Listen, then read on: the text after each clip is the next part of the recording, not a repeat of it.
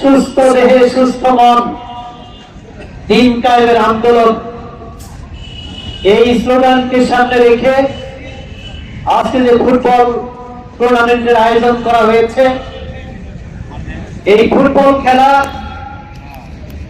আমাদের জাতির সবচেয়ে একটা জনপ্রিয় খেলা।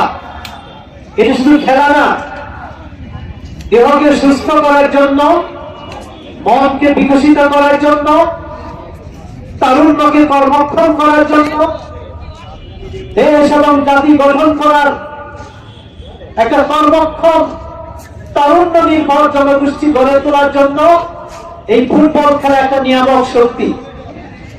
এটা ফুটবল খেলার মাধ্যমে সুস্থ বিনোদন হয়, দেহ গঠন হয়, মন গঠন হয়। যুবকরাই হচ্ছে একটা দেশের সম্পদ। যুবকদের সুস্থ যদি করতে হয়, কর্মক্ষম করতে হয়, শরীর চর্চার কোনো বিকল্প নাই। আর ফুটবল খেলা হচ্ছে সবচেয়ে উত্তম একটা শরীর চর্চা এবং সুস্থ বিনোদন। সম্মানিত দর্শক মণ্ডলী, আজকে আমাদের যুব শক্তি তাদের বিনোদন হয়েছে ঘরবন্দি, হাতবন্দি।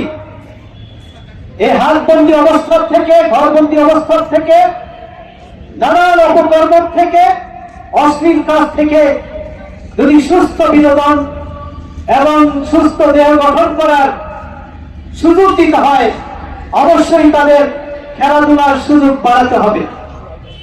আমরা মানিকগঞ্জ জেলার সকল তরুণ এবং যুবকদের জন্য আমরা উত্তম খেলার মাঠ তৈরি করতে চাই। মানিকগঞ্জ জেলার আনাচে কানাচে এমন খেলার মাঠ তৈরি করতে চাই যে মাঠে আমাদের তরুণরা, আমাদের যুবকরা তাদের দেহকে সুস্থ করার জন্য, মনকে সুন্দর করার জন্য, সুস্থ বিনোদনের জন্য এই খেলার সুযোগ পাবে। আলহামদুলিল্লাহ, আজকে আমরা দেবন্দ্র বিশ্ববিদ্যালয় কলেজ প্রাঙ্গণের এই যুব উন্নয়ন ফোরামের উদ্যোগে যে খেলাটা অনুষ্ঠিত হচ্ছে, এই খেলার মাধ্যমে আমাদের অভিযাত্রা শুরু হলো।